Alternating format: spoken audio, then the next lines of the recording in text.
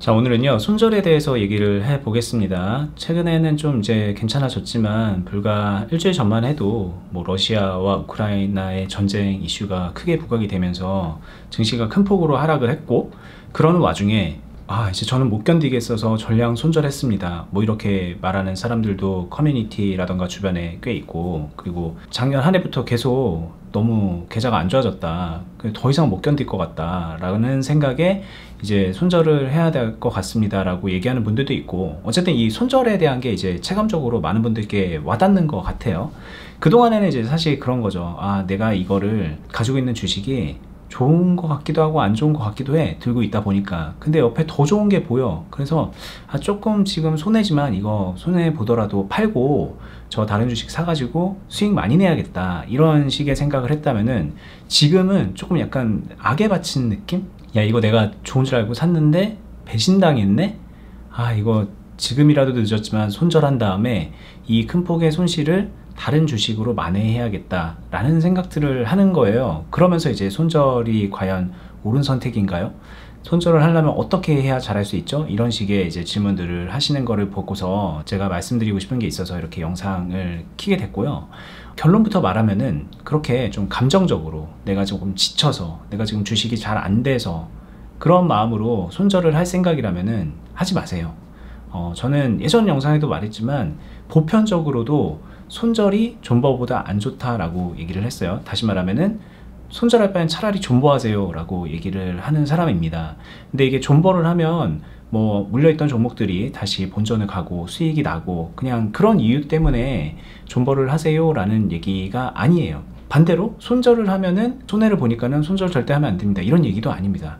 그냥 어떻게 보면은 이 주식을 대하는 그 마음가짐의 문제고, 이 마음가짐이 결국에는 내가 주식으로 돈을 버는 사람이 되느냐, 아니면 주식으로 꼬라박기만 하는 사람이 되느냐를 판가름 짓는 그런 되게 중요한 요소이기 때문에, 여러분들이 잘못된 길로 가기 전에 좀 말려드리는 그런 마음으로 말씀을 드리는 거고, 좀 잘못된 마음가짐을 먹고 있다면은 뭐 손절을 하느냐 존버를 하느냐 그런 행동적인 측면보다는 어떻게 보면 그 마음가짐부터 좀 올바로 먹어야 주식으로 돈을 벌 수 있게 되는 거거든요.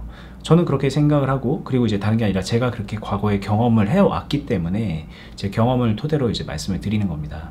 손절을 해라 마라 이런 얘기를 하기에 앞서서 이제 진짜 중요하게 말씀드리고 싶은 게 있는데요. 주식으로 수익을 낼 때 우리가 어떤 과정을 거쳐서 수익을 내는지 여러분들이 그걸 좀 이해하실 필요가 있습니다.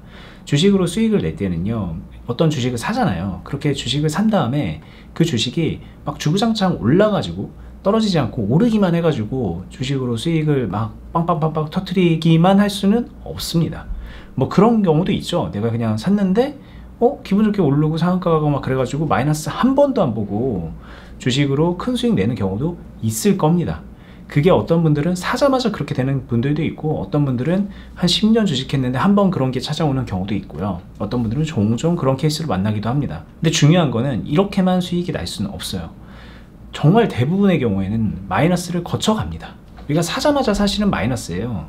수수료하고 세금을 내게 되잖아요. 그래서 주식은 사자마자 마이너스에서 시작을 하는 그런, 어떻게 보면 좀 불공정한 게임입니다. 그리고 사고 그 마이너스가 극복되면서 이렇게 올라가는 것 같다가도 다시 떨어지고, 떨어지는 게 다시 회복되는 것 같다가도 다시 떨어지고, 그런 식의 경험들을 하다 보면은 마이너스를 크든 작든 계속 눈으로 보게 된단 말이에요. 그런데 시장 상황이 안 좋고 뭐 특정 내가 산 주식에 악재가 좀 끼고 막 그러면은 마이너스가 10%, 20%, 30%, 40%, 50%, 뭐 지금 그런 분들도 있겠지만 60, 70%까지도 가게 되고, 그 이상까지도 가는 게 주식입니다. 근데 또 재밌는 거는 그렇게까지 떨어졌다가 아무것도 안 하고 기다려도 본전까지 가게 되기도 해요.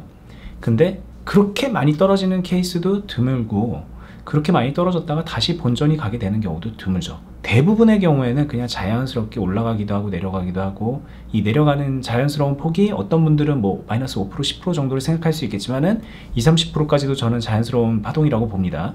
그 정도까지 떨어지기도 하고 다시 본전은 가기도 하고 그 이상 올라가기도 하고, 그런 게 주식입니다. 물론 시간적으로 놓고 본다면 뭐 되게 좀 긴 시간이 필요할 수도 있겠지만, 이런 걸 제외하고 그냥 이 주식이란 건 자연스럽게 마이너스를 거쳐간다. 근데 이런 주식을 왜 하나?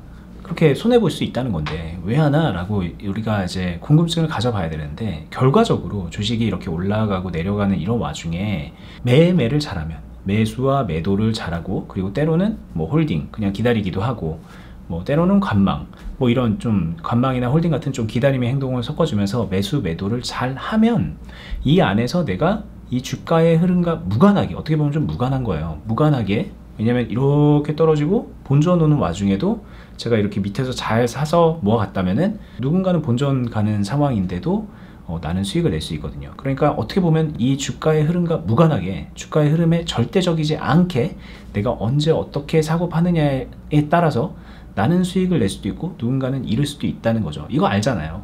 그래서 여러분들 그렇게 목매는 거잖아요. 어느 시점에 들어가야 되는 거지, 언제가 저점이지, 이렇게 생각을 하는데, 그렇게 일회성으로 생각하시는 거는 조금 잘못된 거예요. 언제 어떻게 사고 파느냐라고 제가 얘기를 했지, 언제 어느 타이밍에 사느냐 이렇게 얘기하진 않았잖아요. 예를 들어서 내가 한 1000만 원이 있는데 이 1000만 원을 가지고 한 번에 지금이 저점일 것 같아서 빡 샀어, 이렇게 사는 것과 이 1000만 원을 가지고 뭐 100만 원, 100만 원, 100만 원, 100만 원 이런 식으로 나눠서 10번씩 나눠서 매수를 한 다음에 잘 기다렸다가 좋은 타이밍에 매도를 해서 수익을 내는 거는 많은 차이가 있는 거거든요. 그리고 100만 원, 100만 원, 100만 원 사고 100만 원 팔고, 100만 원, 100만 원, 100만 원 사고 100만 원 팔고, 이런 식으로 매수 몇 번, 매도 한 번, 매수 몇 번, 매도 한 번, 뭐 이런 식으로 섞어가면서 1000만 원을 채워서 마지막에 전량 매도를 하는 그런 케이스도 있을 거고, 100만 원 사고 100만 원 팔고, 100만 원 사고 100만 원 팔고, 이런 식으로 사고 팔고 사고 팔고 이런 식으로 하다가 마지막에 1000만 원이 모였다가 또 사고 팔고 하면서 또 마지막에 빵원이 될 때까지 하는 경우도 있을 거고, 한마디로 매수 매도를 어떻게 하느냐는 그 경우의 수가 정말 무한합니다. 무한한데 내가 돈을 버는 방식대로, 수익을 내는 방식대로 매수 매도의 조합을 만들어서 매매를 끝까지 완주를 하면 나는 돈을 버는 것이고, 내가 좀 잘못된 방식으로 매수 매도를 하면은 나중에 똑같은 기간이 지났을 때도 손실로 끝날 수도 있는 거예요.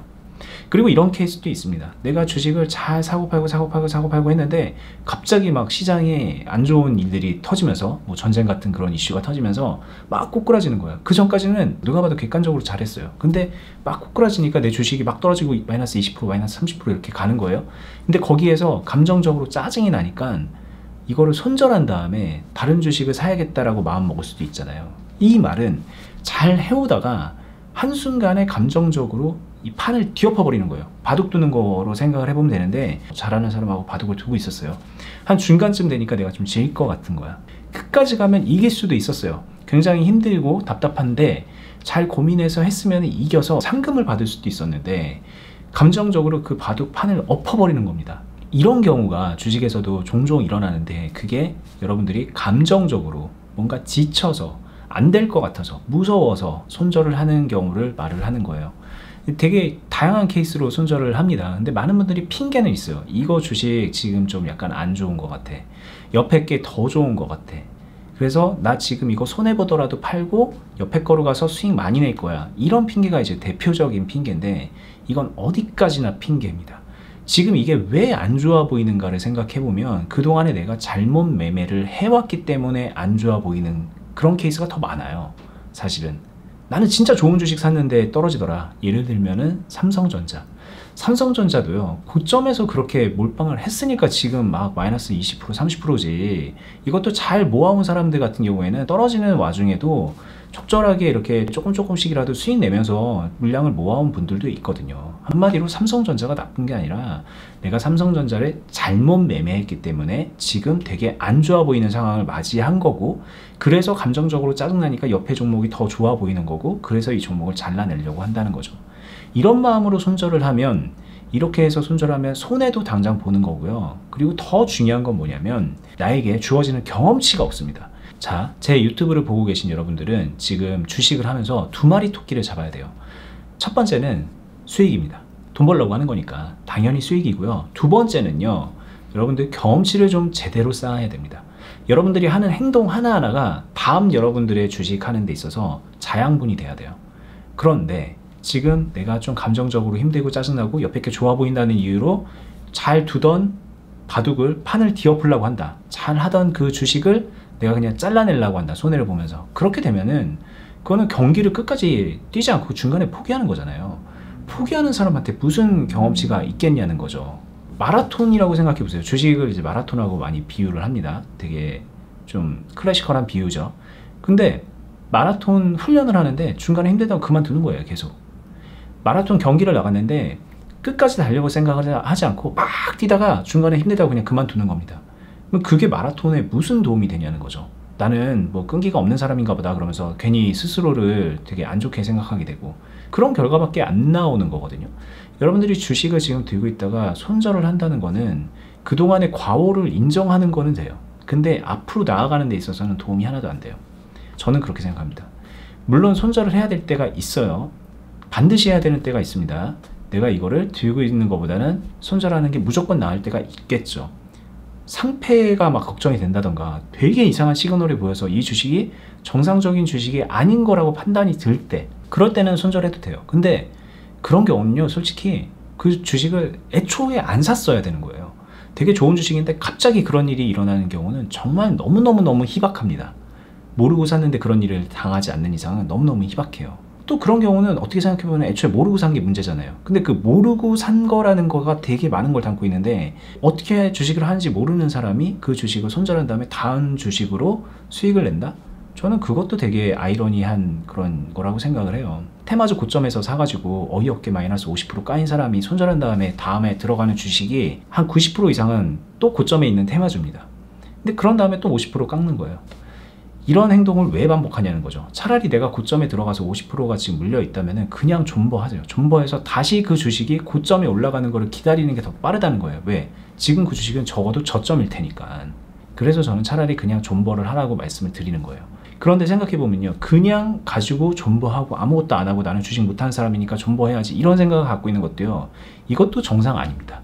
여러분들한테 진짜 중요한 거는 어쨌든 지금 내가 뭐 잘못된 길을 걸어왔든 아니면 시장이 좀 안 좋아서 내 주식 상황이 조금 안 좋든 지금 여러분들은 이 게임이 안 끝난 거예요. 그 주식을 가지고서 게임을 하고 있는데 게임이 끝까지 안 끝난 겁니다. 축구로 따지면 지금 전반전만 끝난 거예요. 근데 전반전인데 한 3대 0으로 지고 있는 겁니다. 그럼 이걸 어떻게 내가 내 골을 넣어서 4대 3으로 역전을 할지 고민을 해야 되는 거잖아요. 그리고 전술을 짜야 되는 거죠. 여러분들은 지금 그 단계에 있는 거예요. 이 주식을 포기하면 안 되는 단계라는 거죠. 그래서 이거를 역전을 하는 경험을 꼭 하셔야 됩니다. 반드시 하셔야 됩니다. 그러면 여러분들에게 그 경험이 진짜 경험치가 되고요. 다음번에 주식으로 온갖 역경과 시련이 오더라도 무난하게 그 시련을 극복해서 수익으로 최종 마무리를 지을 수 있는 그런 능력치가 조금 생기게 되는 거예요.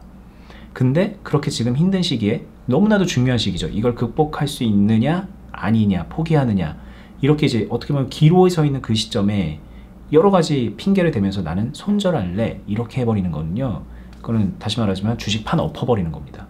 나 이제 주식 안 해 라고 생각을 하는 분이라면 그렇게 하셔도 돼요. 근데 대부분의 분들은 주식을 더 잘하기 위해서 손절을 한다라고 말씀을 하신다는 거죠. 그런 게 현실에서 일어나는 경우는 거의 없습니다. 저 역시 마찬가지로 손절을 정말 많이 해봤고 큰 손절도 해봤습니다. 막 마이너스 60-70% 먹어가지고 여러분들 생각할 때 정말 깜짝 놀랄 만큼의 금액대도 손절을 했던 경험들이 있어요. 근데 그렇게 해서 제가 지금 잘하게 됐느냐? 아닌 거예요.